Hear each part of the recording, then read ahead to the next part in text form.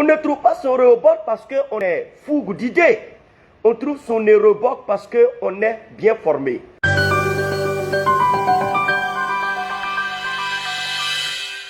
Tu peux être appelé Josué. Tu peux marcher sous l'ombrage de Moïse pendant près de 40 ans. Et pourtant sans être préparé à conquérir Canaan. Parce que peut-être tu as eu la mentalité des 11 autres qui en nombre 13.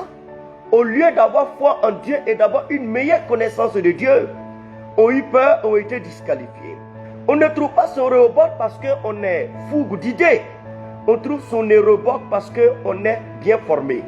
La plupart des personnes qui ont été victimes des scandales et des effets néfastes de ce que l'on a qualifié communément d'agro-business ou d'autres formes, n'est-ce pas, d'escroquerie massive à la Madoff, c'est en réalité des victimes dont l'appellation a un seul nom, c'est l'ignorance financière. Parce que quelqu'un qui a un minimum de background, de connaissances et d'éducation financière, n'injecte pas son argent dans n'importe quoi, n'importe comment et n'importe où, puisque l'argent quand même obéit à un certain nombre de principes, même s'il peut y avoir des cas d'exception. Il ne s'agit pas simplement d'avoir de l'épargne pour réussir financièrement. Il y a un minimum de connaissances que vous devez avoir au sujet de l'argent. Généralement, dans nos traditions, nous n'avons pas pour habitude de permettre à nos enfants de parler d'argent. Nous avons fait dans nos communautés et dans nos traditions des questions de l'argent des sujets tabous. Pourquoi? Parce que selon plusieurs dictons et selon même les Saintes Écritures, il est dit que l'argent c'est la racine de tous les maux. Et moi je pourrais même peut-être dire, pour nuancer un peu, que c'est la racine de certains maux. Parce que même le cœur de l'homme corrompu, sans l'argent, il crée déjà beaucoup de dommages. Le sorcier n'est pas riche et pourtant il est sorcier. La question fondamentale que l'on doit se poser, est-ce que lorsque l'on grandit, est-ce qu'on existe? La réalité c'est, sans ressources financières, est-il possible à l'homme, n'est-ce pas, d'être heureux? Oui, c'est possible. Mais sans ressources financières, question, est-il possible pour un être humain d'être responsable? Je ne crois pas trop cette vérité. Peu importe les bonnes intentions, mais pour inscrire ton enfant dans une bonne école, tu as beau avoir les bonnes valeurs morales sur la terre des hommes, ce ne sont pas forcément ces valeurs qui enverront tes enfants à l'école. Additionnellement, n'est-ce pas, à ces valeurs, il est important de façon responsable que tu puisses avoir un minimum de ressources pour assumer des responsabilités au cœur de la société. Si on ne prend pas dans une certaine mesure, si on ne libère pas ce tabou pour éduquer nos enfants à comprendre pourquoi il est nécessaire pour eux et d'être responsables financièrement, je pèse mes mots, et surtout de pouvoir prétendre à la liberté financière à partir d'un certain âge, je peux vous assurer que nous sommes en train de les tromper. Et nous-mêmes, nous sommes en train de nous décevoir. Parce que la réalité de notre vie tend à nous exposer le contraire de ce que nous avons été, ce à quoi nous avons été édifiés à notre enfance. Et donc dans nos traditions, mes chers leaders, on a fait, en plus du sujet du sexe, dont les chaos se représentent après dans la société, on a fait du sujet de l'argent et tabou. Et ça, je comprends nos communautés à cette époque.